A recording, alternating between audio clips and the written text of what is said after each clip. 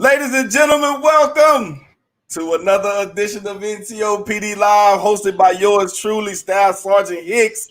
Hashtag the professional SGL. Listen, we've got the special guest in the building, none other than the one and only Sergeant First Class retired, Christopher Frazier. What's going on, Big Sarge? What up, Big Sarge? Hey, man, don't call me Sarge. That ain't my title no more. I have gained my identity back. And call me Chris or Frazier, whichever one you feel comfortable with, man. That's just not me. You know, that's the identity of a retiree. You know, yeah, you are Sergeant First Class, you're a Master Sergeant, First Sergeant, Sergeant Major, so on and so forth. But once you sign that DD 214 and you sign out, you are who you were when you signed in that day to the Army. You know what I'm saying? I greatly appreciate you inviting me. You know, we were going back and forth about it, but thank you for inviting me, and I'm hoping I'm able to provide some kind of information or anything to help any young soldier that's behind me, behind Sergeant Hicks, or anybody else to move forward within their career. Now, listen, man, that's the second time you done said that to me. I don't know if you remember, but I wasn't. I was an old, young, fresh, new SGL at the academy. And about 6 months into my stay there, you got at me about calling you Sergeant First Class. You said, hey, man, look, call me Battle. I was like, man, dude, the Sergeant First Class, man. You know, but I hadn't gotten into the ropes of how we interact with each other at the academy. But you was the first one to tell me, don't call me Sergeant First Class, Sergeant, call me Battle. And I took that as like, that was a level of respect that I had for you, because you looked at us as counterparts, even though you outranked me. The reason I said it is because you look at it like this, bro. We're doing the same freaking job. We're pushing sustainers through our logistic non-commissioned officer academy. 1, 2, we're instructors. That's what we're doing, and we're writers. You know, this time at the academy was my second time there. And what you realize, if you look at the paragraph and line number, when it comes to it, it's called instructor writer. Doesn't have a rank on it. It's just instructor writer. So I don't want you to feel that you gotta, you know, I respect the sergeant. I respect the standing the parade rest, rah, rah, rah. But my mission today is training COs. Who's gonna help me train NCO? Somebody standing to the left of me, in front of me, or the right of me. And that's what it's all about. You know, I want you to feel comfortable being able to talk to me if if I'm in charge of something or you're in charge of something. That's just all what it's all about. It's all about respect. It goes up, it goes down, it goes left, and it goes right, bro. I agree with that, man. So listen, before we even get started, man, you know, I know a lot of people out there might not know who you are. So tell us, who is Chris Frazier? Who is Frazier? Oh, man, let me tell you, bro. I'm a old country boy from a small town. I even got my school on here, Statesville, North Carolina. Born and raised, man. I joined the military back in 1997, and I've been getting out since 1997. I finally got out in daggone 2019. Married. I got 4 kids, man. My wife have 2 kids, her son Michael, her daughter Mercedes, my son Christopher, my daughter Tatiana. I'm a 92 Mike, mortuary affairs by trade. I've done it my whole career, 22 years, 6 months, 16 days. And I know nothing but mortuary affairs, and that's what I've been around. My passion is take care of our fallen, something that everyone said it's a hard job. It is, but you know, sometimes you have to eliminate yourself for it to make sure you take care of the families, because that's what's important, you know. And as we go through this, we'll talk about it.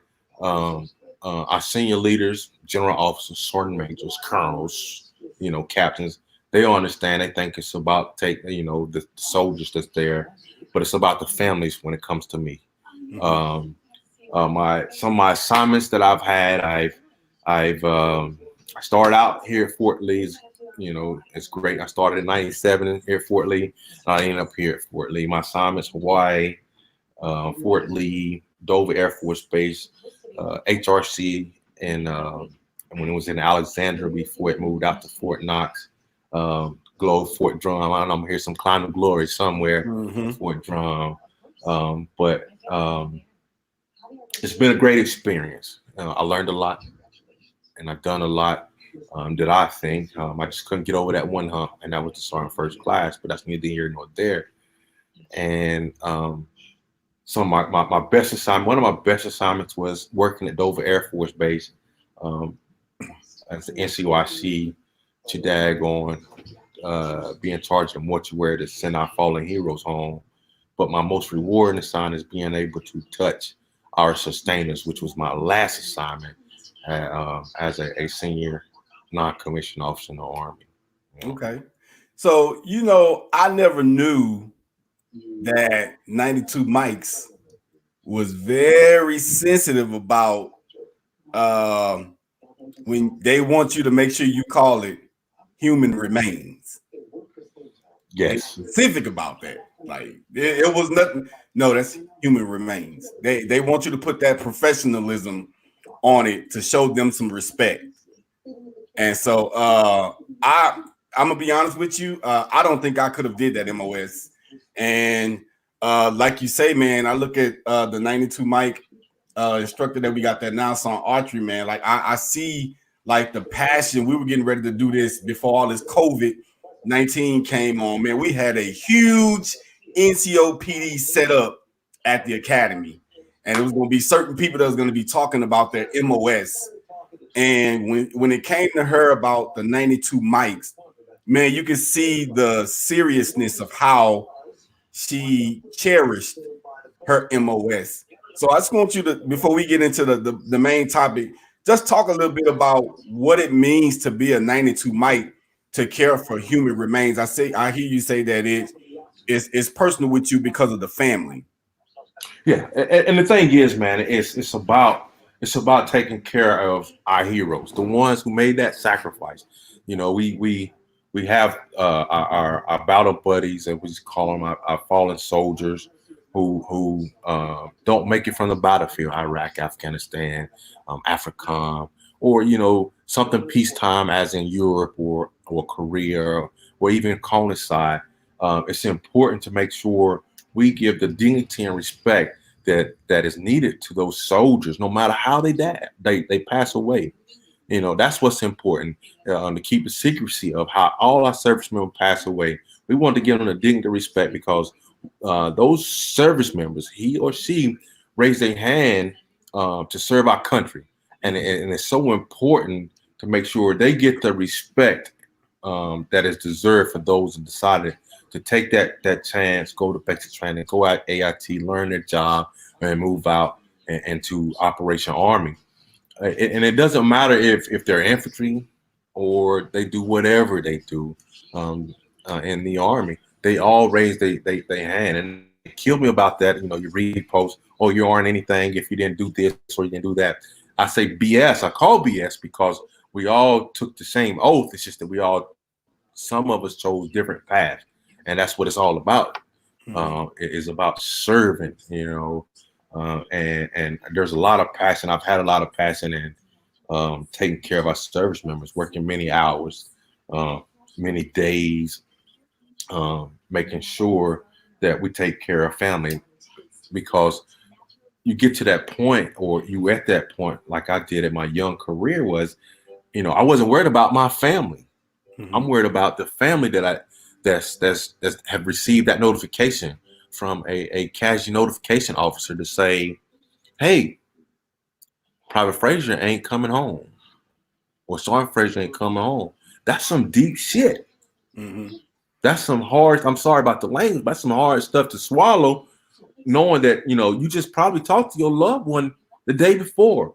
And now you're getting a phone, now you get a phone call, you're getting someone knocking at your door saying, hey, he ain't coming home no more. And not in those words, it's kind of hard to say it that way, because when it comes to it, and I'm pretty sure we got some senior ranking people on here, that went through the CAO CNO class, whereas you have a casualty notification officer, you have a warrant officer, as you were a chaplain, all right, it's coming to the door, knocking on the door and say, hey, I'm here to tell you that such and such didn't make it. More information will follow.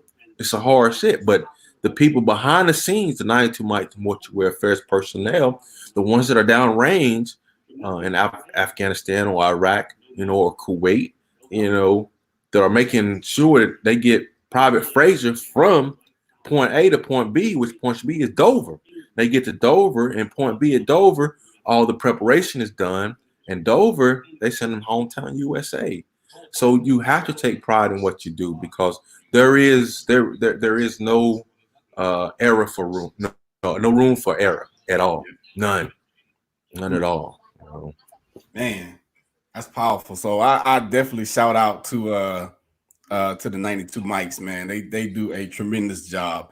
So definitely shout out to the things that you all do as far as preparing those human remains to get back to their loved ones, so they can make it home in peace. A lot of people, I think the 92 mics, they get overlooked a lot, and it's good when the 92 mic doesn't have to do that job. In my opinion, absolutely. It's good when the 92 mic doesn't have to do their job, but the level of respect and the level of care that you all have for those remains, knowing that they're not gonna lace them up one more time. They're not gonna lock and load and put rounds down range one more time. So the level of care that you all have for those human remains, those fallen comrades, man, I greatly do have a profound respect for them. Greatly. Yeah. Man, I appreciate it, bro. Well, listen, man, the topic that we talking about tonight, we gonna talk about it in 3 phases. We talking about standards and discipline. Discipline. The past, the present, and where we hope to see it go in the future. Now,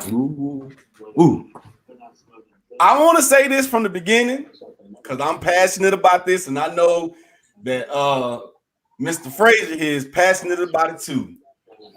If this is the show that I wish all NCOs can see, and I want everybody to share this video out, because it's gonna be some times where some conversations is gonna happen that you're gonna feel like maybe somebody is talking about you, but guess what?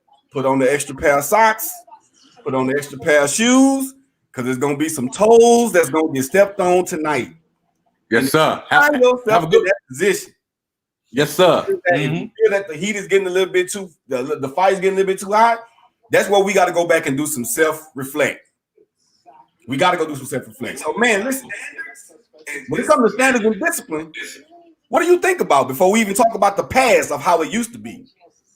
Man, I tell you, I had an old platoon sergeant when I was coming through Young E5 back in the late 90s, early 2000s. And he used to say, Frazier, it's the small stuff. It's the small stuff that lead to the big stuff. So if you look over here, if we pick up this small stuff first and gather, we don't have to worry about the big stuff. It slows it down.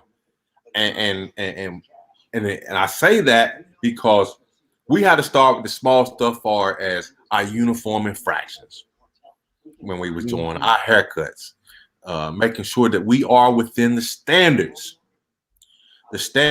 of the Army, because us as NCOs, we set the presence for our young privates. Private Frazier come in AIT, he comes see Sergeant Hicks. Sergeant Hicks got his pants hanging off. When I say his PT uniform or his uniform not looking halfway decent, that's what Private Frazier think is good, because he sees Sergeant Hicks doing it. But that's what Private Frazier know. That's all he know.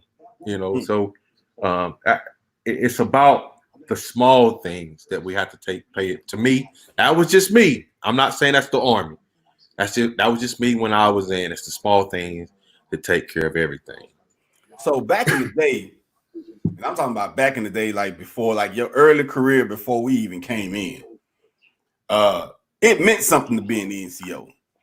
Wait. Hold on, let me rewind. It meant something to be a standard bearer as a non-commissioned officer, not a sergeant, not an E grade, but it meant something to be an NCO. And back in the day, man, I would hear, old sergeant majors talk about when they was coming in the Army that you would never catch your soldier talking to the NCO not at parade rest. You Oh would no, never catch your soldier back talking to your NCO. And this was the past. That level of standards and discipline back in the day, before most of us who's already been in the Army, do you think that some of us that are in the Army today could have lived through those times when it comes to those type of standards and discipline?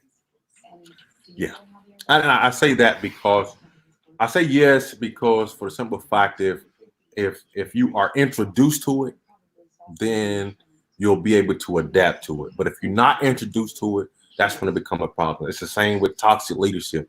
Some folks think a hardcore sergeant major or a hardcore first sergeant is a toxic leader. However, he or she is not a toxic leader. He or she is just used to the standards and discipline that he or she was brought up to where they are now, to push it out to the Army and try to force it on them. And if they was introduced to it, it becomes an issue. I at the academy, man, it was my second tour there, and, my second tour, and I was just big on, and a lot of STLs were big on making sure that we provide the standard and discipline when it came to coming through the academy. As Sergeant Major Warren said last week, as I was watching, is we reach a lot of formations. We reach every formation in the Army. Being sustainers, being sustainers, we reach everybody in the Army. And if we can enforce this on our sustainers, then they can push it out to the Army itself to make sure that, we can enforce those standards. So when they come to our logistic non-commissioned officer academy here on Fort Lee, they know what they're going to come to. But if we're not able to do that, or you don't accept it, then it's going to be hard. And the thing about it is, one of the things is they haven't been used to it. A lot of our sustainers during my tenure, when I came back, was they thought it was going to be a lot of the in the course critiques I read were, I thought it was going to be a gentleman course. I didn't know it was going to be this way. I didn't know STLs was going to, be this harsh on me. Or I didn't know that I could do this or I could do that. That's BS. That's not how we should be, but that's the perception that's been put out there that hurt our sustainers. And I can only talk about our sustainers. I can talk about anybody else, our sustainers, when it comes to our course or whatever, So I'm gonna say this. Let's talk about the past versus the present. And in my belief, when I look at some of the things that I've heard about being a standard bearer or a non-commissioned officer back in the past, I think one of the key things you have to have that I think that sometimes that we are lacking right now as non-commissioned officers is that all the non-commissioned officers haven't bought into it. Because if in the 88 November ALC class, I'm holding the standard, but in the 92 Mike class, they're letting the standard go, then it's gonna cause conflict, in my opinion, with why my NCO being so and so. And I think when you look at the academy, man, we all have to buy into being that standard bearer across the board. Because if you see one NCO do it, the other NCO should do it. When you see the commandant, the assistant commandant doing it, the first sergeants and branch chiefs ought to do it. When the branch chiefs and first sergeants doing it, senior SGLs ought to do it. All the way down to the SGL, all the way down to the students. Talk to me about why do you think maybe it's possible that some people haven't all the way fully bought into being a standard bearer? I totally agree with you. There should be a united front when it comes to what we do around the academy, or what you do around the academy. If Frazier come and say something, Sergeant Hicks should come along and do the same damn thing. Hey, that's what he said. That's what the hell we gonna do. But at the end of the day, if you don't agree with it, you don't. That's the problem with NCOs or whatever's going on. You may not agree with him. You may not like Frazier, so he may say something. And when he says something, you're gonna take your class. Oh, don't listen to that. That's just how he is. Blah blah blah. No, you got to be on the same sheet of music. Because if you're not, then it's gonna cause a lot of confliction there. And then once again, we know about the EOCs and all that, so on and so forth. But it's kind of like the mother-father syndrome, if you look at it, right? The mother-father syndrome is, I'm gonna play mom because mom gonna say no. But if I go to dad with my sympathy, dad gonna say yes. So that's where the united front come in. If we got the united front, and I know what's going on, so so the question is, what did he say or what did she say? If he or she says that, then you back it. Because it holds your organization together. Because if he or she is saying something, he or she is saying something from the commandant, assistant commandant, first sergeant, platoon sergeant, or whatever. But if you try to go in there, excuse me, and change it up, and damn, give them some little ammunition, they're gonna go against you because they're gonna say Hicks said this and Frazier said this. Now what we got going on? Yeah, they don't know what they're doing. They don't know what they're doing. So they causing conflict within the organization, not with not with the SGLs or the NCOs or whatever. It's just the organization itself, and they're trying to pick it apart to where it's not. So where as Frazier and Hicks can go somewhere and sit down, afterwards, like, hey, battle. This student said this or whatever, blah blah blah. I went along with it, but I got some questions about it, so we can clean it up. But the thing is, we had talked about this probably a couple of weeks ago. That person had to have that SGL or NCO when it comes to their rank. They got to put their rank aside and put common sense together when it comes to the profession itself. That's what it's all about, the profession and what we're trying to put out there to take care of our NCOs. We talked about, you said something earlier. You talked about it's the small things. And I know since I can only talk about the academy because that's where I'm at. And my biggest pet peeve at the academy is when NCOs come to the academy with the wrong socks on. What it is this. They figure if I can do it in my unit, I can come here and do it as well, not knowing that somebody or someone in the organization is looking forward. That's their prime. That was my prime mission as a small group leader at the NCO Academy, because I know that we're gonna make them strip down to their shorts and t-shirt just to see what they got, what they have going on. And the reason, I look for it it's a teaching moment. As Command Sergeant Major, soon to be retired, Small say, it's a teaching moment for them. So we can tell them that at any moment you could be put on the spot. So you always be prepared. And so if you're prepared with your PT uniform or whatever you got to strip down to, you don't have to explain to somebody who ain't got nothing else to do but look for uniform infraction. Prime example, I was a platoon sergeant, and my old first sergeant, one of my old first sergeant was like, he wanted to strip down. And he was like, "What you got on, Frazier?" I had my tights on. It was cold. So I had my tights under my shorts, my long tights. He was like, "You're wrong." What can I say? I am wrong.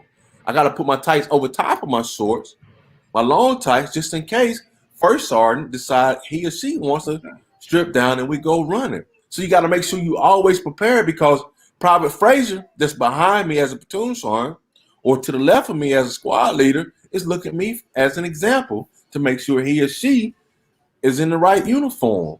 Socks, shoes, the PT uniform, make sure the uniform is in standard. And they used to eat me up as non-commissioned officers come in there in a daggone PT uniform, and Army's not on the uniform. You got MY, AY, MY, AR. It's not the standard. It's not set. Yeah. Make a daggone decision as a NCO and fix your daggone self, man, to make sure that you are within standards. So you hitting on some points that I'm definitely wanting to cover, and I remember this, and I'm not gonna call the NCO's name because I remember it. It was a few classes ago.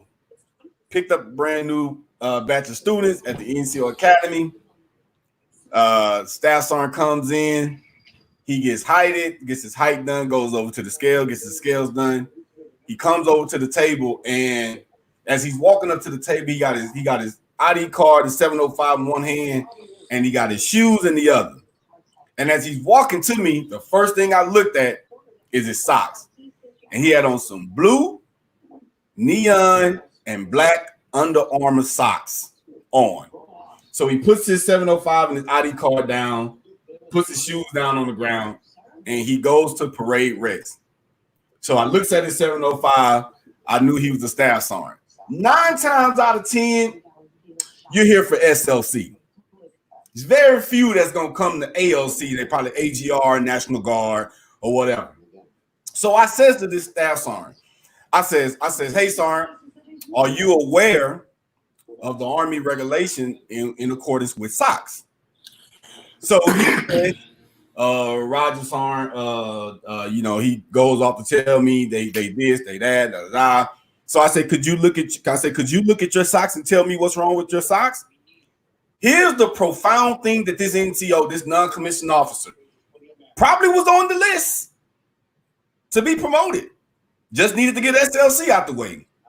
Like I said, listen, I'm telling y'all, we're gonna dig deep into this tonight because this is a passion with me. Here's what this staff sergeant non-commissioned officer says to me. He says, yeah, son, but I know, but if I had my shoes on, you wouldn't know what my socks look like. You wouldn't know. So in my response, I didn't get irate because at this moment, there was no need for that. So at my response was, so wait a minute, son, you mean to tell me we're fixing to politic this? So you're telling me if you would have had your shoes on, I would not have known the color of your socks. Well, answer me this, Sergeant. Do you have your shoes on now? And he just stood there and he looked at me. He didn't want to answer because at this time he looked at staff sergeant. And I said, no, Sergeant, I'm asking you a question. Do you have your shoes on now? No, Sergeant. I said, okay, Sergeant, then you need to fix yourself while you're here at the academy. That is unauthorized. Socks need to be solid black or solid white, calf length or above the ankle. Plain and simple. That once again, that is the standard. The discipline within yourself to keep yourself within the standard, like you said earlier, so you don't give nobody a reason to have to come and correct you. So why is it that we feel like we have to politic an answer for that NCO to tell me, well, if I had my shoes on, why is it like that? Well, that's because I've been doing it in my unit. I've been doing it in my unit. Nobody's checking me. Somebody just posted. It's not the NCO Academy. It's the organization. I think it was Command Sergeant Major Griffin. I agree with you completely, Griffin. It is the organization itself. That means somebody ain't checking. So they always told me, you go to the barracks, right? And you as a Sergeant Major Hicks, Command Sergeant Major Hicks, you go down to the barracks are jacked up, right? So why are the barracks jacked up? If the barracks aren't jacked up, that means Sergeant Frazier wasn't checking the barracks. If Sergeant Frazier wasn't checking the barracks, that means Sergeant First Class Frazier, the platoon sergeant, wasn't checking the barracks. If Sergeant First Class Frazier, the platoon sergeant, ain't checking the barracks, that means First Sergeant Frazier ain't checking the barracks. So if First Sergeant Frazier ain't checking the barracks, that means Sergeant Major Frazier ain't checking the barracks, Sergeant Major Hicks. That means we are checking on each other to make sure we are in our tight, our shot group is tight. So it's crazy. It's crazy that our NCOs, they go there, they think we can get through, but and buck the system because, hey, they ain't gonna make me take off my shoes or I don't take off my shoes. That's crazy. If you're gonna be a standard bearer, be a damn standard bearer. That's it. Do it so you don't have to be questioned to do that kind of crap, and you don't have to worry about those questions coming from an unknown NCO staff sergeant who I look at because we're the same rank. I ain't gonna try me like that because I think we're battle buddies. That's our biggest issue. Yeah, I think when we as non-commissioned officers, when we get it here that our job as NCOs, that it means something. When we get it in here, Not up here try to always outsmart or outthink somebody, but when we get it in here, that it means it makes a difference in here. I think we would be better non-commissioned officers, and our core would be great. Now, no, I don't want anybody to think that we're coming on here tonight to bash the core. I for one, feel that the core is on the right path. But I feel my job is to let everybody know or persuade individuals to buy in all the way, because you can't be in 50% and then expect everybody else to carry your weight. Everybody has to be willing to get 100%. Oh, and yeah. We got to have that same united front that you was talking about. Yeah, absolutely. You know what? Our core is awesome, man. I love the non-commissioned corps, officer corps. There's nothing I would do to change it. I had a great time. I've served with some great leaders throughout my career. It's so many I can't name it, because if I name them, I start naming them, I'm gonna miss some, and it might upset them. But there's some great non-commissioned officers out there that are CSMs now, that are first sergeants, that are platoon sergeants, and so on and so forth, that are for our core. And I'm for my core, because that's a pledge I took. You know, that creed itself means so much to me. And, you know, and if we live by our creed that we are supposed to know and memorize it and understand it and live by, go word by word, paragraph by paragraph, man, it's a great core, man. And one of the biggest things as I was coming through is, as a core, is that we had a problem with was not sharing information. You have to share. You have to share information. You have to be able to pass it on, because if you don't pass it on, then we lose something. And don't pass it down.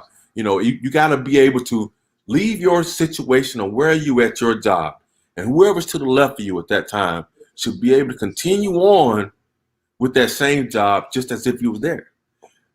But as I was coming through, there was some that was afraid of that, because they're afraid that you're going to pass them over. You can't do it, you know. But the core is great. The core is strong, you know, and that's what it's all about. Our core is what make the Army today. The non-commissioned officer corps is what make the Army. They train everybody. And if you don't believe me, take a look at it. Who trained warrant officers? NCOs. Who trained daggone officers to go down there to daggone bowling or whatever that course is down there? That bowling. NCOs. Who train officers from NCOs that want to become officers? NCOs.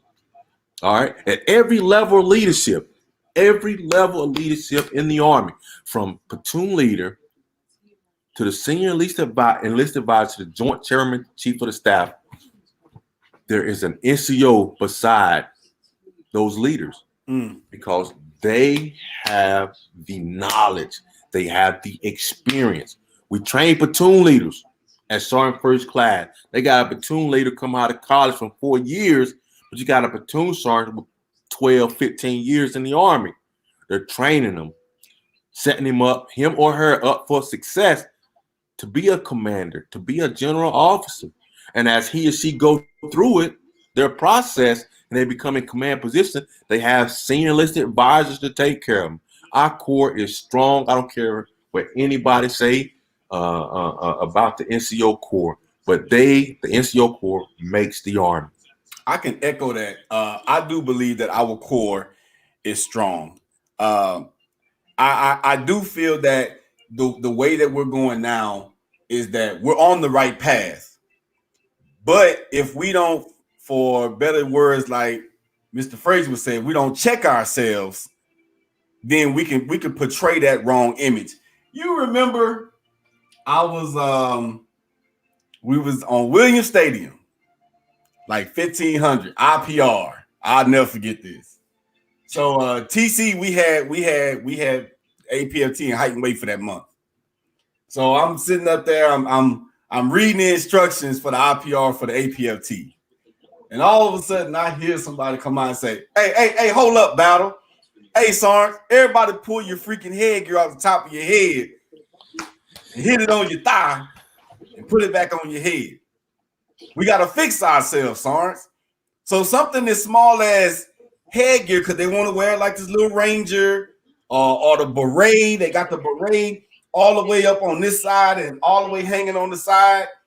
When you talk about the small things, they grow to larger things. And you will hear rumbling in the crowd. People like, man, you know, making me pull my headgear off.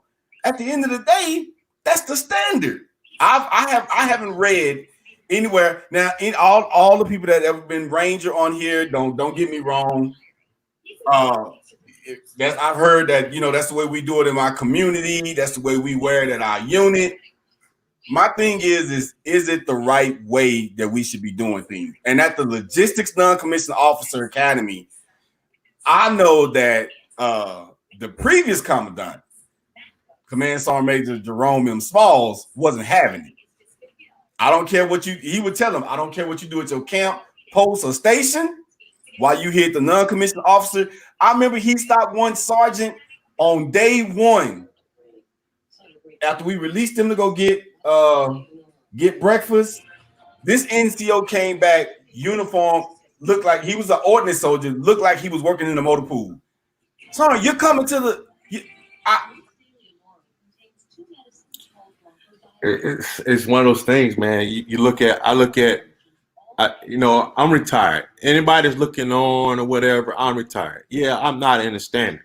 However, we have our battle buddies or your battle buddies within your formation. They come show up looking like this. Sorry, why you haven't shaved? Well, I got a shaving profile.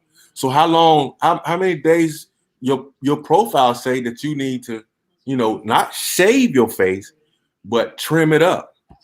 But that NCO can't tell you that, because all he know is, I got a shaving profile. I can keep it as long as I want. Or someone come back from a daggone 4-day weekend looking crazy, you know, and they haven't shaved. So how many NCOs I can tell me, what does the profile say? How long you got to take it? You know, I've been retired for a couple months, but I retained a little bit, few things. 72 hours. Every 72 hours, you're supposed to shave your daggone face up. Not shave, but clean it up to where it's within the standards of a quarter. I think it's like a quarter of an inch or whatever, you know. But that's just how it is. It's cool. But a lot of soldiers just, you know, they're gonna ride. They're the regulation readers to where it helps them out. You know, regulation readers. I like that. Regulation readers that's gonna help them out. You know, that they can pull it out and say, hey, Sergeant Hick, this is what the regulation says. And if you're not an NCO to be able to counteract and say, okay, yeah, your regulation says this. However, it says this as well. So we have to be smart as non-commissioned officers and be regulation readers as well. I know I would challenge, I got a couple of them that's on here looking, but I challenge the 88 Novembers. Every time they came in, I see some people on here saying our NCOs are missing passion and pride. Definitely gonna highlight on that in a second. But I would challenge the 88 Novembers that when they came into class, look the part of being a non-commissioned officer. Your uniform, you're not supposed to starch it, but it does say you can press it. But look like a non-commissioned officer, that when you're walking around, that people say, there goes an NCO. And you said something earlier, because those soldiers that are to our left, watch this phrase. They can know the regulation. They can know that it's wrong. But because I saw my squad leader do it and nothing happened to him and her, I'm going to do it. And I am going to wait on somebody to say something to me. Now, not only those junior enlisted, I've heard that from some NCOs. Now, not here at the academy, but I've heard that from some NCOs. Well, they ain't say nothing. They ain't say nothing to old platoon daddy about it. So I'm gonna do it, and I'm gonna see if somebody gonna say something to me. Case in point, it was young PFC Hicks before I had my first NCO.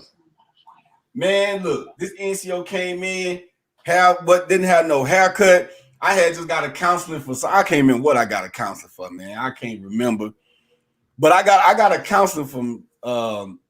He retired now, man. Old Sergeant First Class Fogel, and I was like, man, this dude gave me a counseling, blah blah blah blah. So this NCO man came in. PT man didn't have no haircut. I'm talking about was out there. I said, well, you know what? Hell, I'm gonna see if I can do it, and I'm gonna get away with it. Lo and behold, I started growing my hair out, and lo and behold, a couple of weeks passed by. Somebody asked, "You plan on getting a haircut?" And you know what my response was? Well, they ain't say nothing. I ain't gonna say the NCO's name, but they ain't say nothing to so and so. He ain't got a haircut. And the question that I was asked, but is it right? Now, I want you to understand this as a private, as a PFC, I still felt like that was wrong. But when I look at it now, and as I've matured to being becoming a non-commissioned officer, two wrongs don't make a right. But it doesn't help if the non-commissioned officer isn't the standard. You can't just talk about the standard. You have to be the standard. I seen somebody say that. You have to be the standard. That's what it's all about. You can preach it, you can talk it, you can, whatever. But if in my couple years in the Army, some people had to see it. If you see the standard, like when I came in, we had the BDUs, the sign booths, some of them don't have that. Some of them came in with the ACUs and the tan booths. But the BDUs and the shine booth, you see old Platoon Daddy up there, he got his BDUs on, they look nice. He look apart, as you say, look apart from everybody else. That's what you want to be, haircut every daggone week. But if you don't see it, then you think that's what right looks like, That's what right looks like. And if that's what right looks like, you're going to grab that, take it, and you're going to move on with it. And you're going to take it with you along your way, unless some platoon sergeant or some first sergeant or some sergeant major like Command Sergeant Major Griffin come along and reel your ass in. Somebody going to reel you in along the way to daggone put you out there. That's what it's all about. You got to find along in your career, if you get a NCO that tell you what you need to hear and not what you want to hear, it'll straighten you out. It would tighten you up tight, and it make you understand it. And you won't understand. It's kind of like our kids. You won't understand the lessons or what they're telling you until later on in your career when you figure out, now I see what such and such was saying. Yeah. Now I understand because I got 30 soldiers in front of me or 7 soldiers to the left of me or whatever you got going on. You don't understand it then.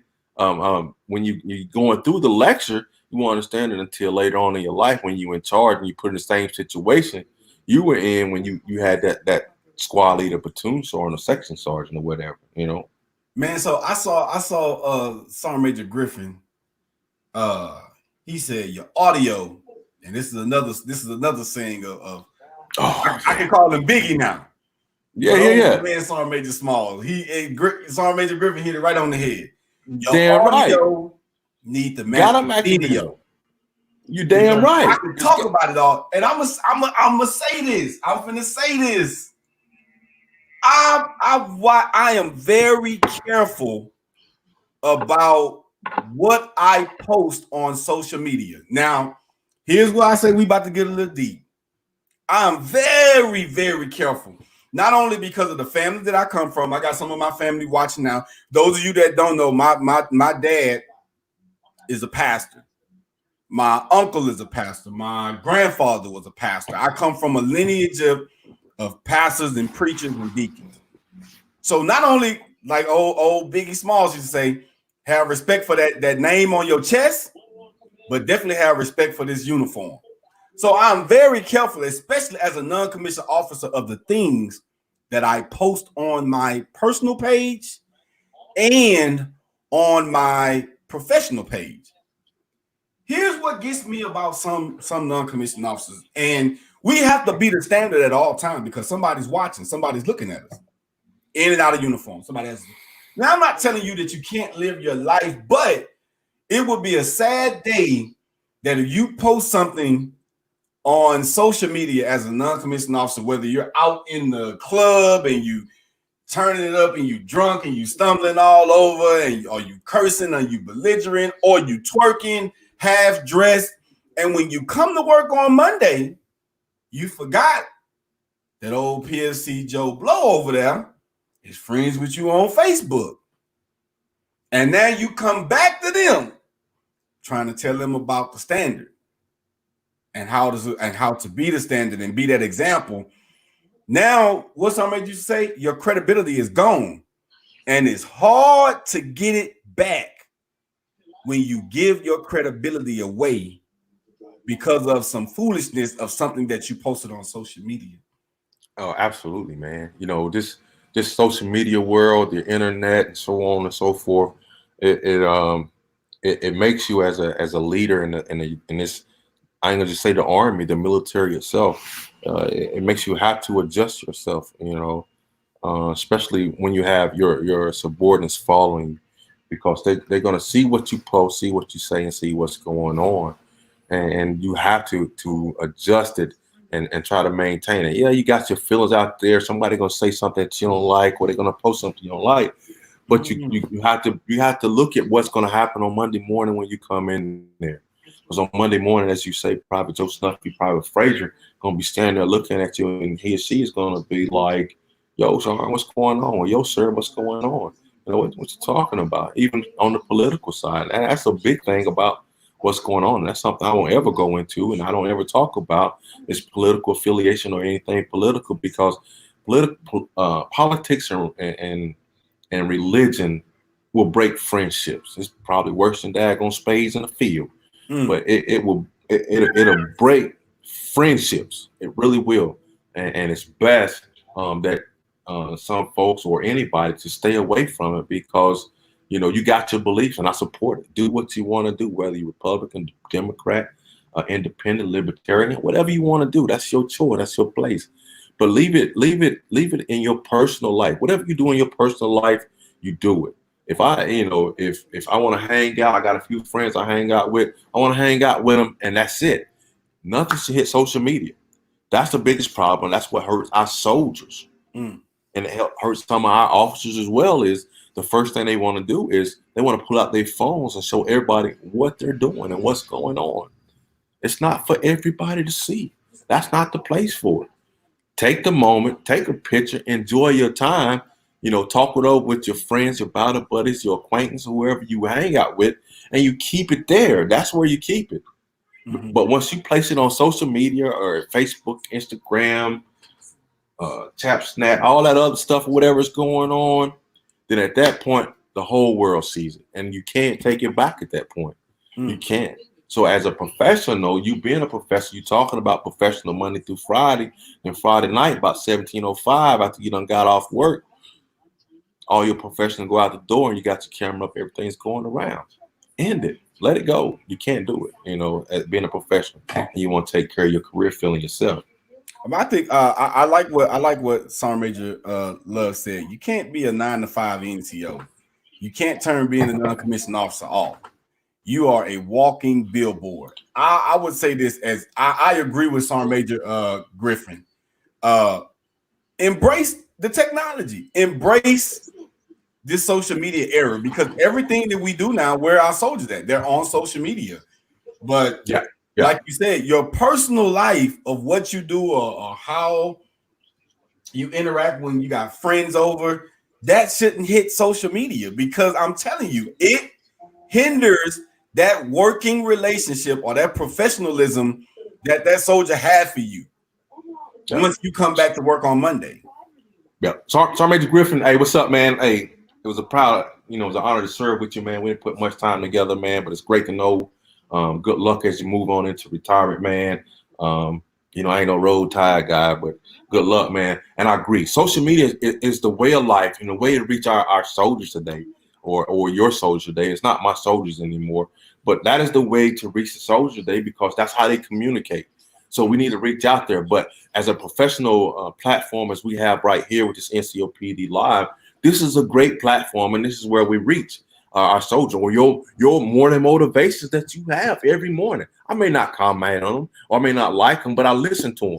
That is a great platform for us as leaders, especially senior non-commissioned officers, to reach our soldiers that follow us and understand what's going on. It's just the personal side of it. Live your personal life. I know it's kind of hard, but you're a mentor.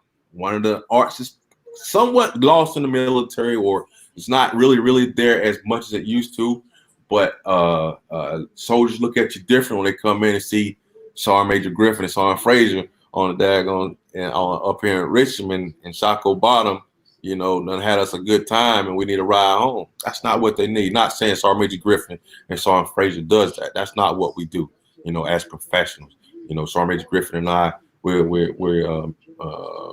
don't do things like that to embarrass ourselves, not only ourselves, but our families. That's what's important. That's what you have to look at, because you're not, when you 18, 19, 20 plus years in the military, you got a family to take care of. And that's what's more important than just you. You got to make sure that your family take care of, because you don't want to take that out of there, but then I look at Sergeant Major Love talking about 9 to 5. Sergeant Major Love, I tell you what, a lot of soldiers, we know we got to be there at 5:30, 6 o'clock for PT. We got that. But then there's a lot of NCOs that have been brainwashed or thought that I got to go home when that flag comes down. They don't understand the late night hours that come after. That's the best time you get work done. Lunchtime, there is no such thing as lunch. There's no such thing if you're working as an NCO and you're trying to get things done. There's no such thing as lunch. And then 1630, 1700 hours, when you want to send your soldiers home, you send them home.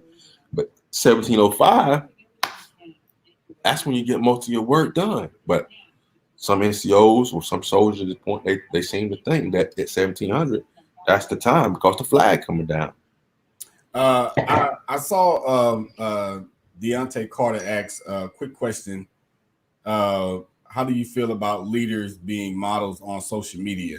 Like, can see half-naked pics of top leaders on platforms. I would say this, in my professional opinion, I don't think there's anything with anybody wrong with being a model, or if you are a model of any type. If you are a leader and you do modeling on the side, I think that is okay. However, I do believe that should be separate from your personal page.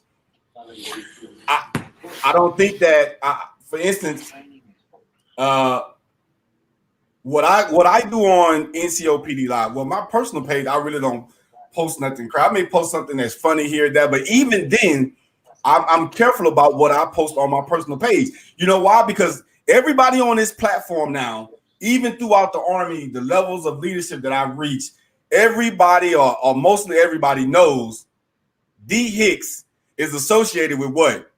NCOPD Live, the professional SGL. So here where I'm going with this, Dante. Everybody knows that I'm associated with NCOPD Live and the professional SGL. That's what people know me by now. They don't even know me by being an SGL no more. And guess what? My paragraph line number, I'm still an SGL. But they know NCOPD Live and they know the professional SGL. Think of the perception that would be given if I posted something of at this moment a woman on my page that's half dressed in a two-piece bikini laying on the beach showing her backside. What perception would that give individuals? I'm not saying that it's wrong, but I'm just saying we have to be careful, because perception in the Army now, you do know that they even put that in the EO regulation, perception. And it's that person's reality, even though perception is just somebody's opinion, but it's their reality of what they believe that they see. So as leaders, we have to be careful about the things that we post on social media. I agree. First thing though is as a leader, me a platoon sergeant, it's something I did as a SGL is with my classes and whatever is don't request me to be a friend on social media. Why? Because we're not friends. And you don't need to see what I've got going on. Now, if I got a professional page as you have, then of course you can. I'll add you onto my professional page, but what I do in my personal life is totally on me. And you don't need to see it. Even if I was still I got a platoon sergeant or a squad leader or so on and so forth. I'm not going to have a lot of you on my page, especially if I go sideways. I may go sideways, or I may say something you may not like. It's not the right thing, man. The social media thing it's wide open, and it expose a lot of folks of who they are and what they can be, and they're just being themselves. But who are you to fault them for who being themselves? So you have to be prepared to accept who they are. I don't have a problem with you being a model. You want to be a model? Be a model, because you have to look at life outside the daggone military. This stuff is going to end one day. Some folks don't realize it. You may be a couple years younger in your career, whatever. I'm gung-ho, I'm going to do 30 years or whatever. But know that 30 years is going to come, or something's going to come to force you out of the military. So you have to prepare yourself for that end, because the end is coming. If a lot of folks don't prepare for the end, you see a lot of struggling going on from folks getting out of the military and whatever.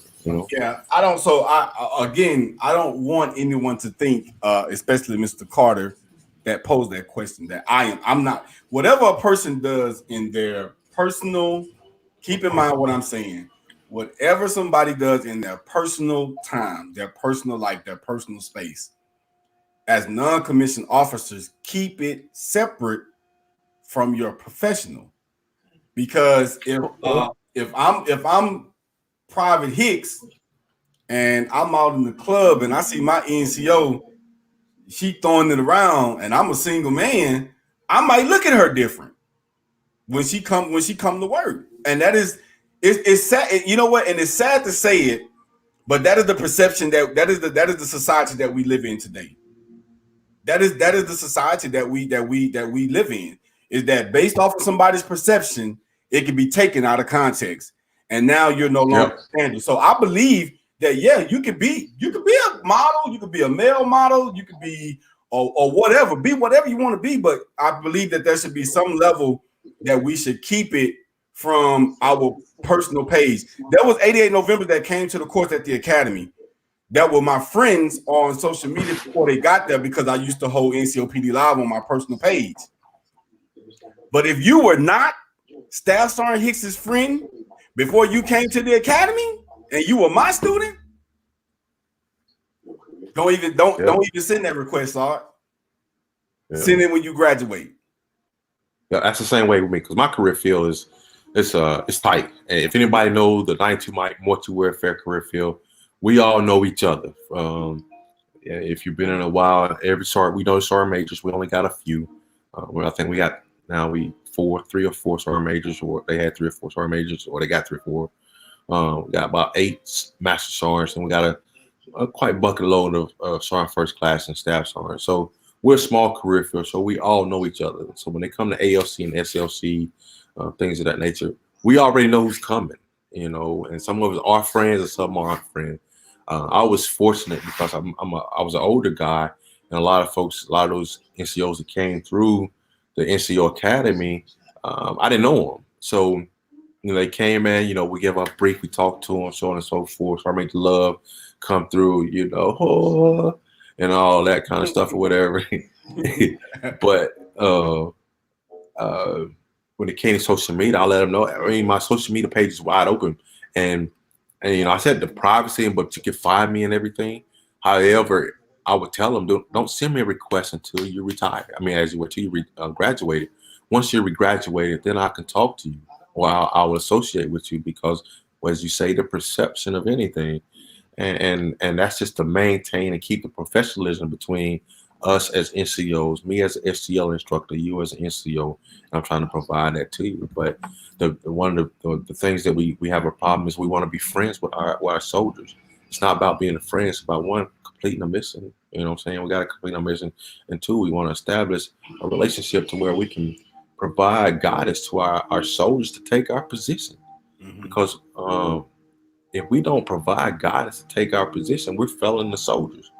Not only we failing the soldiers, we're failing the daggone army itself.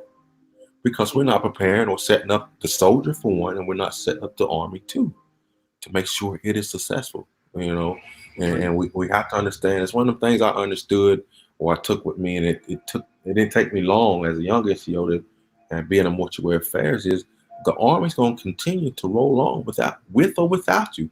I had an NCO tell me that when I was a young staff sergeant. Like, Frazier, the army's going to roll along with or without you. Prime example, I'm mortuary affairs. Soldier dies or passes away, right? You know, we got a requisition in for somebody else to replace him already, you know. So could you state who was the 92 Mike Sergeant Major that we recently lost? No, I would not do that. No? Okay, No. well, don't disregard. But just let us. I'll say this. I'll say this. He was a great sergeant major. Good guy. Came through the ranks with him. He loved the career field. He loved NCOs. He loved soldiers. And he was. Yes, absolutely. I knew who he was. But to respect his family and to respect him, I would not put his name out there or anything like that. But it's unfortunate that we lost the sergeant major to the death or whatever. It's unexpected, and I pray for his family and as they move forward, as they start day one without him. He's a great NCO, great senior non-commissioned officer, and I pray everything goes well with him as he moves forward, as the family moves forward. You know, so yeah, I don't want to put his name out there. I'm not sure of if anything's been released or so on and so forth. So I don't want to do that. Got you. So let me ask you, we talked about the past, we talked about the present. So the sun has set on your career as a non-commissioned officer. Let's talk about the future of the non-commissioned officer corps as it relates to standards and discipline. What would be your message to NCOs that are still up and coming in relation to standards and discipline, and those junior NCOs? You know, we had a bunch of specialists that just got picked up for sergeant. What would be your message to them as it relates to standards and discipline? So it's going to start at the unit level first, and that's where it starts at. It's got to start with the unit level, the sergeants that they fall under, the E5s, the E6s, and the E7s there. That's where it all starts at. And then they shape and mold them there. And then I heard Sergeant Major Warren say last week, we kind of like, as SGLs, we can help mold them. You know, it reflects. And we can make a great impact on them as they come through the NCO Academy. And we can reach the force itself as sustainers. You know, the transportation, the ordnance, and the quartermaster. You know, we don't have an opportunity to get to the 42 alphas who fall up under us. They probably don't even know the 42 alphas, the chaplain, assistant. I think it's somebody else. They all fall up under the sustainer side of the house. So as SGLs, when they come to ALC and SLC, we can mold them, and we can make NCOs to better our force and make our force better. But if our sustainers that are at the SLC level or the ALC level aren't prepared and want that mission, then it's going to be hard. So it's all about those NCOs taking what they get from the NCOs that are ahead of them, because they can learn from the good and you can learn from the bad. Agreed. You know, so you can take all of that and put it in your toolbox, and it's going to make you a great NCO as you go throughout your course, your career.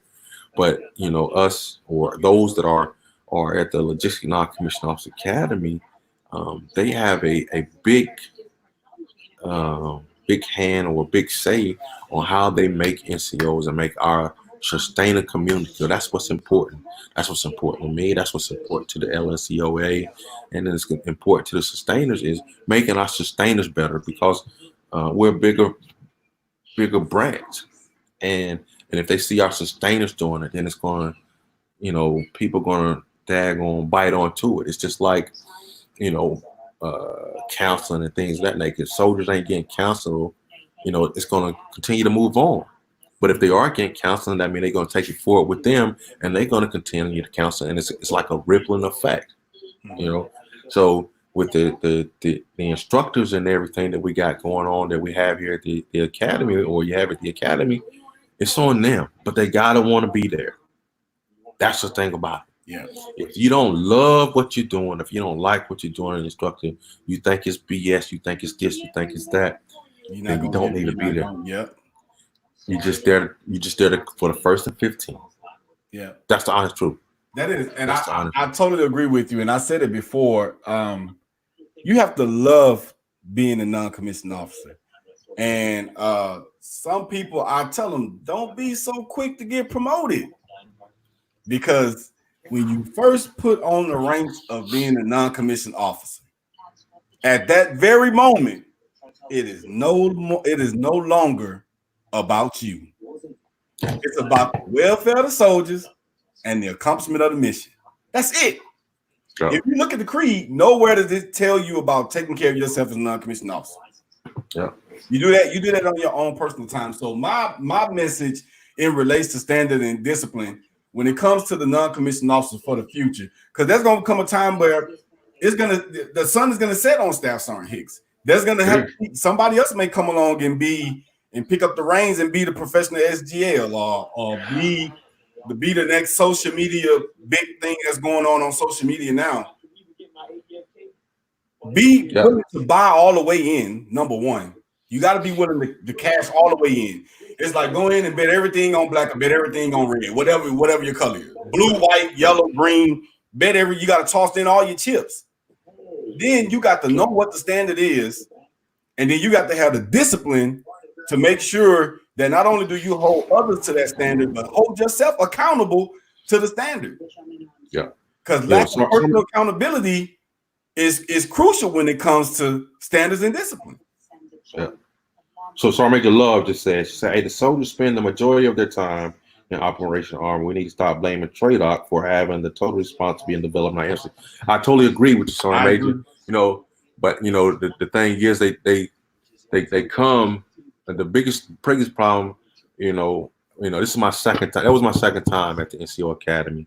The biggest problem we got is they want to come to the academies or to TRADOC, and they want to learn something new, and they expect the cream of the crop of the NCOs. And a lot of times, we may not have the cream of the crop NCOs that they are expecting. However, in Operational Army that we got going on, we don't have cream of the crop platoon sergeant squad leaders either. So, it's kind of like a broke system. It's just a broke system. Some just are daggone first and 15. Or it's cool to be an NCO. And I just got lucky because I made E7 or hell, E8 or E9. It's just that simple. But at the damn NCO Academy, I was stating, if you don't like it or you don't love what you do, you don't have fun doing it, then it's just not where you want to be. It's just you gotta enjoy training soldiers. If you don't enjoy training soldiers when you come to TRADOC, then you probably need to reevaluate and not come to TRADOC, because you as an NCO, you're gonna make an impact on somebody, because it's somebody new that they don't know, and they're gonna see something different that they can take back to the force itself. But if you don't have something good that you can take back to the daggone to provide them to take back to the force, it's just a wasted moment. They just got to get their 1059 and kick it. I think we as SGLs definitely. I totally agree with Sergeant Major Love. I used to tell students when they come into the 8-8 November class, you're probably going to get more professional development here than anything else. I want you to know your technical aspect. And the way the course is set up is for you to facilitate and talk amongst each other and get that knowledge from each other. Yeah, I'm going to guide you through the course and make sure you're prepared for the test and everything. But when you leave here, I want you to be a better professional, technically sound and professionally sound. But But because I don't want you to leave here. And like you say, some people come to the academy, and we hear it all the time as SGLs. Some people come to the academy, man. I thought it was gonna be this. Well, why? Where did you get that from? We're not gold around here. We're regular non-commissioned officers just like anybody else.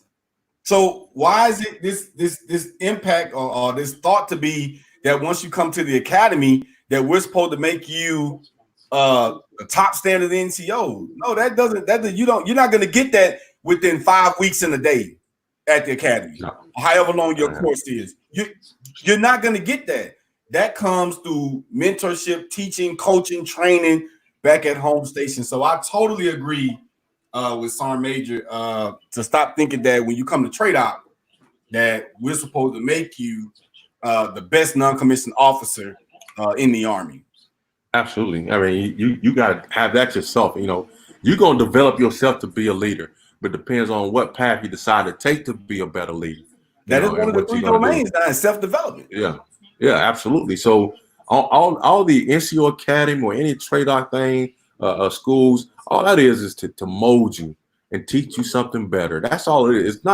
It's not going to daggone make you come out of there a super troop. I had a first sergeant tell me all that stuff you take to the academy, all that stuff you learned at the academy, don't bring it back to my daggone unit. You know what I'm saying?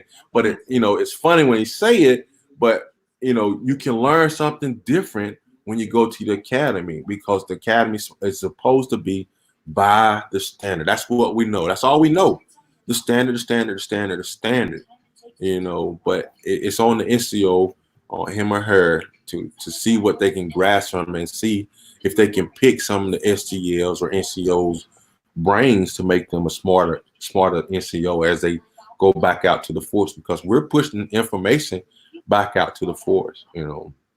One of the things when I came on board back in 2016, Sergeant Major Love, she was first Sergeant Love, then the Master Sergeant Davis. We had Sergeant Major Trailer and Sergeant Major Lambert, and then the regimental Sergeant Major was Sergeant Major Sellers. One of the things they had was a Sustainer FTX or Quartermaster EX. I can't remember what it was, but it was all digital. So what it was doing was it was teaching a lot of NCOs about working in the SPO operation. Yep. And it was a great product because it makes our NCOs smart as ordnance, transportation, quartermaster to daggone be able to operate once they get out there in operational army at that senior level, whether they're working at a SPO or they're working at a TSC or ESC or they're working at a daggone G4, so they can be smart when they get out there and understand the operation and know all the classes of supplies and know what goes on and everything. It kind of like faded away, but it was a great product that we could push out there, and that's what it's all about now in the Army, is making sure our NCOs are smart with their counterpart of these officers. And that's, we gotta make sure our NCOs are equipped and ready to daggone take on the force, and it's very daggone important, So listen, man, before I get you out of here, man. So first of all, I appreciate you about standards and discipline, past, present, and the future. But now that you're retired, man, now that you took off the uniform, I know you're a golfer, man. You're supposed to teach me how to play golf, but I got this torn rotator cuff now, so I can't even do that now. But if it was one thing that you had to tell, or give me 2 things if you can, but definitely one.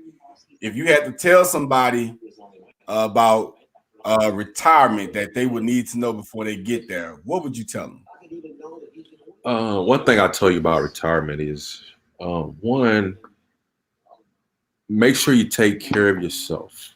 And when I say that, I'm talking about, I say 2 things. One is make sure you take care of yourself as far as your health wise. Go to your doctors. We come through the ranks, or you hear, or you weak, you going to the sick call, and you got these profiles. You go to behavioral health, you go this, blah blah, so on and so forth. I tell you this: any sergeant, captain, colonel, major, sergeant major, anybody that's listening right now, this shit's gonna come to an end. Man, the Army's gonna come to an end. And I tell you, start documenting all your medical things so that when you come to the point you're ready to take that 487 and turn it in with your enlistment packet and everything, your NCOERs, and you're ready, a year from now you're ready to retire. Take care of your medical side so that you aren't rushing and then have to try to get everything together. And I say that anybody that's in the Army, is planning on staying in the Army 20 plus years, so on and so forth, we all used to walk around or you carry your little green book that you got. So I tell you, grab your little green book and put medical on it. And you take medical and you keep medical with you everywhere you go, every duty station you go to until you get ready to retire. And you write every time you go to sick call, what you go to sick call. So at the end of your tour, when you get ready to sign out of this Army, and you got to list all your injury and what's going on, you got it there. You can pull it up, open up. It's like your I Love Me book, and you call it your I Love Me medical book.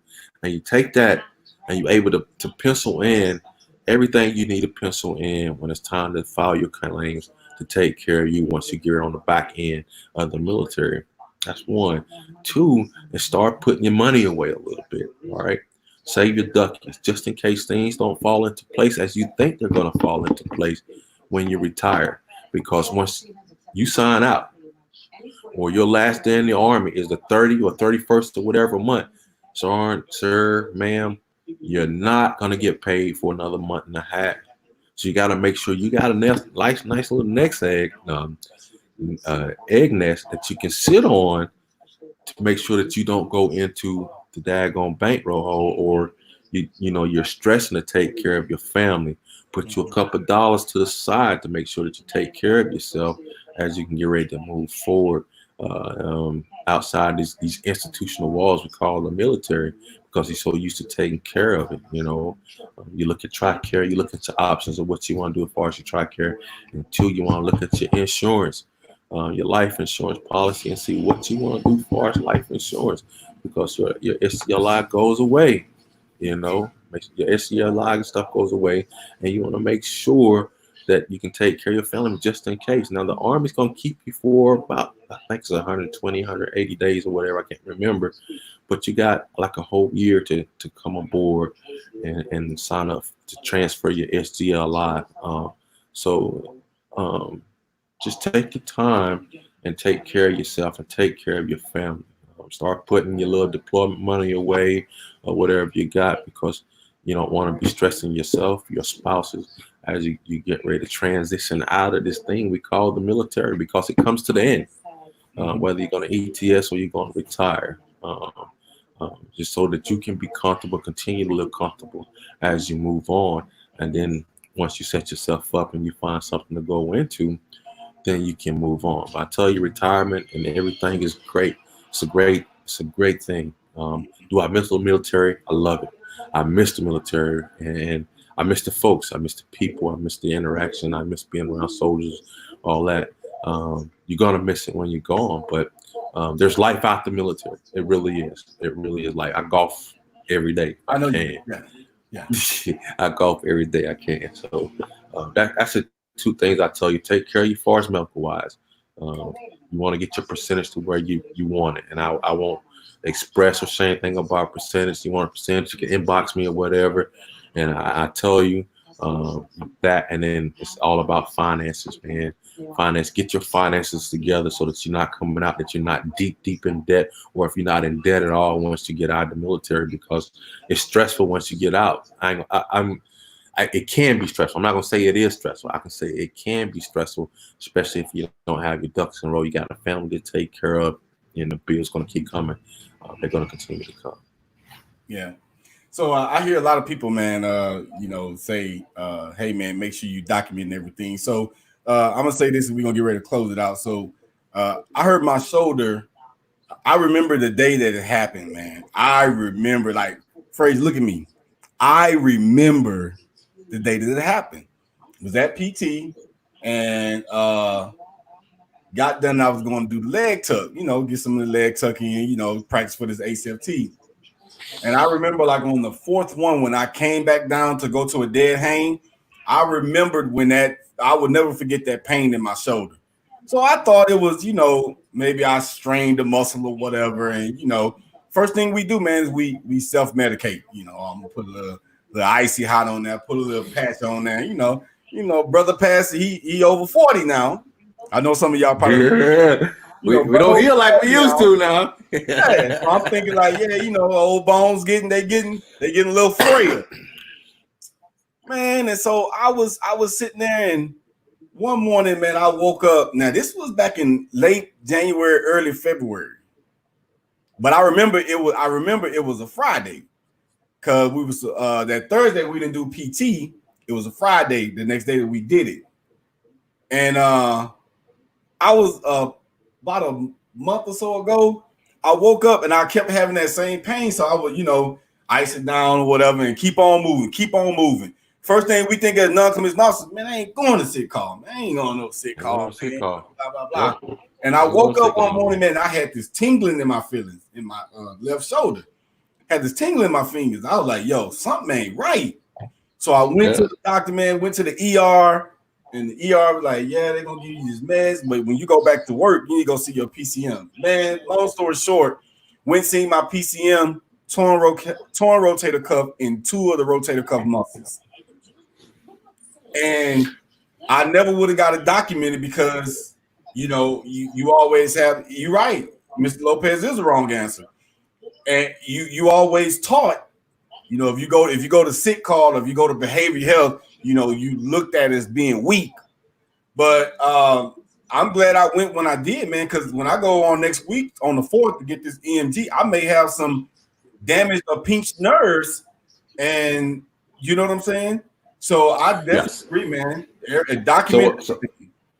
Document everything, and anybody get hurt, you're doing something or whatever, get with the safety person. There's a safety person at CASCOM. Some civilians get paid pretty good money, or safety NCO, whatever. Get you a LOD. Everybody know what a LOD is. A line of duty. All right, you want to get a line of duty so that you can have that to go in there as well to let it know if you ever know, right? When it comes to reserves or the National Guard, they come to the academy, they come on active duty, they get hurt, they get a line of duty statement. They want a line of duty so that they can put it in their file, so when they get ready to retire, whatever, they can show, hey, this injury happened while I was in the military. You know what I'm saying? So you got to document and take care of yourself. Not only if you got, if you're at the end, it doesn't matter. If you're just starting out or whatever, take care of yourself as you get ready to make your exit out of this man or woman's military, because it's going to happen. Take care of yourself, sorry, H man. Get the documentation and start going now. I'm not sure how many years you got left in the Army. Start documenting everything now. And so you can set yourself up and your family up for success once you get ready to depart this military, because it's going to come to an end. I promise you that. All right, man. So listen, man, before we get out of here, man, any last words of encouragement, inspiration? What you got? Well, I only got one last thing, man. Hey, listen, I'm a 92 Mike mortuary affairs specialist, 22 years, 6 months, 16 days. And I would like to give a big shout out and a big congratulations to one of my old units, the 54th Quartermaster Company. It's a mortuary first unit here on Fort Lee, Virginia. First Sergeant Javier Nunez. Him and his guys are up in New York right now. Mm-hmm.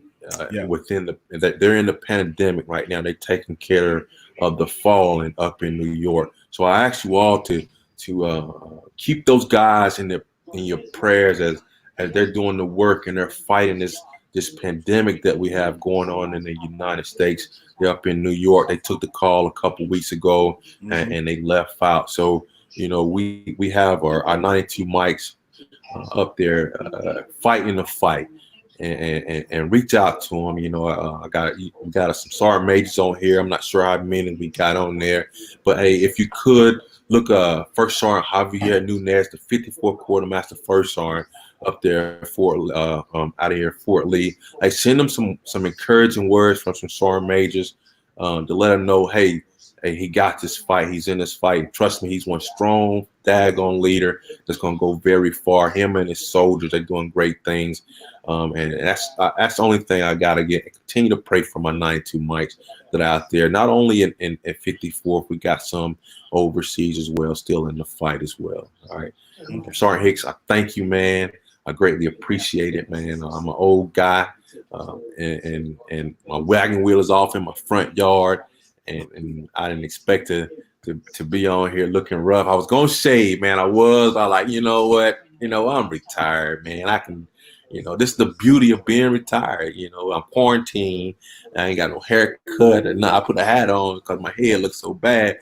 But that's the beauty of being retired. But I tell you, I enjoyed every day that I was able to spend in that uniform, and I respect it to the fullest. And hopefully in the fall, when schools open back up, I'll continue to be back in uniform and go into the high school JRTC program. I've been accepted. I'm just waiting on the school at this point. Wow. And so I go back in uniform. I get rid of all this stuff, and I come back into the standards and discipline, and then I would be able to push some privates, hopefully. And that's not the goal of the JRTC, is to recruit for the Army, but I want to, hopefully I can influence some of them to maybe look at this option, because it's a great option. It's a great option, and there's not a day I don't regret anything as far as the military. It's been great. Everything's been great. At what school? The high school. I won't put the school out there, but it's here in the Virginia area. So y'all better get ready. So it's a good opportunity. I may have an opportunity to go down there. The Lieutenant Colonel, Command Sergeant Major Warren, had helped me out with that job, and I greatly appreciate Sergeant Major Warren and assisting me in getting into maybe getting into that job. But I'll go back in uniform, hopefully, to do it and maybe influence some young male or female to make that step, or just in life, period. That's what it's all about. Bettering young kids to make better decisions in life or whatever. Okay.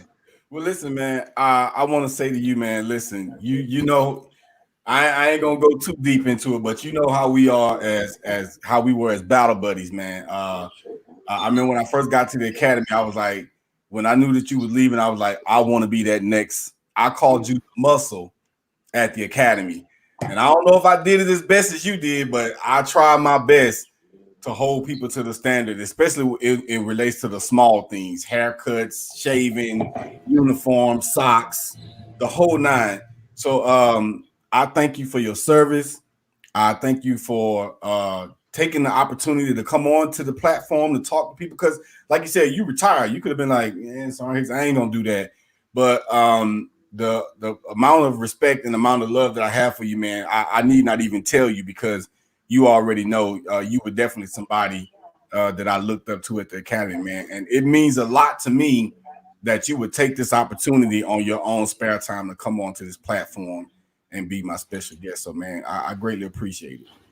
Hey, man, you're more than welcome, but I greatly appreciate you thinking of me to be able to do it. And one thing, I'm glad I was able to somehow, somewhat influence you in some way, because some people don't take it, and it's just great to be able to have the platform that I had, to be able to push it out there, and to know that one of my battle buddies who stayed toe to toe with me every day in that daggone fight at the NCO Academy really, took grasp and liked it, man. I greatly appreciate it, man. I wish you and your family nothing but the best of luck, Godspeed to your next assignment, and please, let's stay in touch with each other and make sure that we don't lose each other. You're gonna get down there, and can I say it? Texas? Yeah, everybody know I'm going to Beaumont. Oh, okay, yeah. You get down in Texas, and get lost down there. Hey, man, third of the 29th. It's the Gators. I ain't a Gator yet, but third of the 289th, Beaumont, Texas.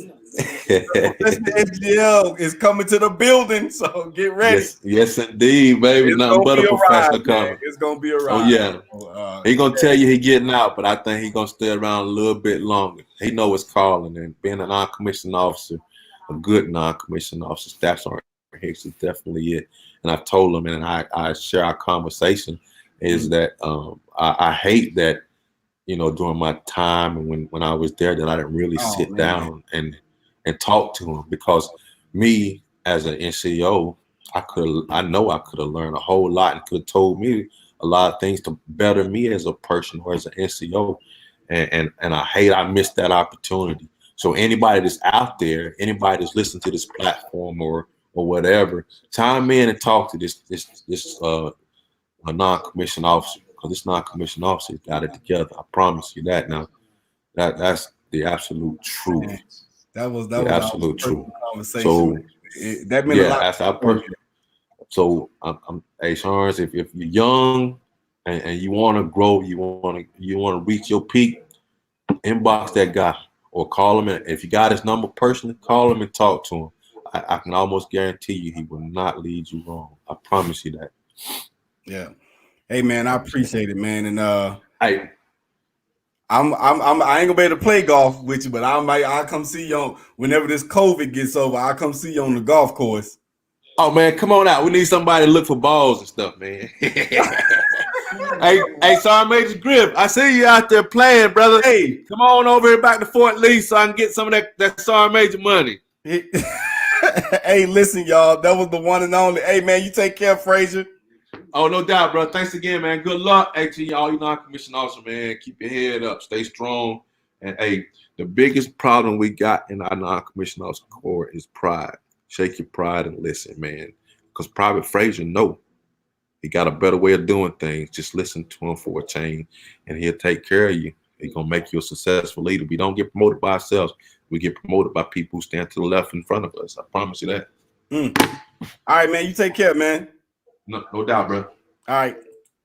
Yeah, man. Ladies and gentlemen, that was the one and only Sergeant First Class Christopher Frazier, retired. Man, I can't believe he shared that personal conversation, but I didn't know he looked at me like that. But definitely a close friend, someone whom I admired at the academy. Two of the biggest people that made a huge impact on me while I was at the academy. I've had a lot of people do it, but him and Command Sergeant Major Smalls, and I'm sure Sergeant Major Smalls is watching, that day that he pulled me into the office. And when I tell you, he gave me a stern talking to where he had to check Staff Sergeant Hicks. So two outstanding leaders that I've grown to admire and respect. And they both know when I say love them, it's at another level. When I say it, that they took care of me and told me the things I needed to hear and not what I wanted to hear. So definitely big shout out to Staff Sergeant First Class retired Christopher Frazier, and also to Command Sergeant Major soon to be retired Jerome M. Smalls. Listen, y'all already know what's going on Friday. And I'm gonna make another announcement about this tomorrow, because I want people to be able to just to get the gist of this. On Friday, it is your opportunity to come on to NCOPD Live, and you get to talk to the professional SGL. You can either give some words of encouragement to myself and the platform, or you can give some words of encouragement to people out there, or it's just gonna be real talk. Real talk. How many people can ever say that they got an opportunity to jump on to NCOPD Live and talk to the professional SGL? I'm giving you the opportunity to maximize this opportunity to talk to me and talk to the followers. Get yourself out there. So Friday, and I think, you know what?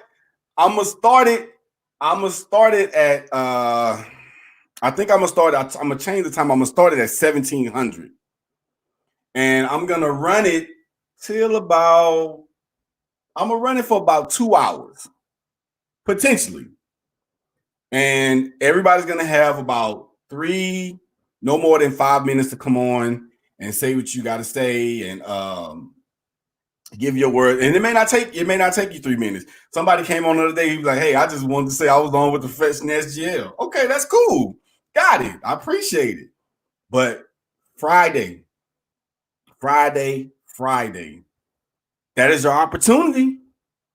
Do not miss it. If you got some words of encouragement, you got a shout out to somebody that you want to do. If you want to shout out your unit or whatever, this is your opportunity to do it. You get the opportunity to come on to NCOPD Live and you get your 3 to 5 minutes to fame. And you get to sit with the professional SGL. This is going to be phenomenal. I'm telling y'all need to get ready. Y'all need to get ready. If y'all not excited about it, I'm excited just about some of y'all being able to come on with me. So if I'm excited about it, y'all need to get hyped about it.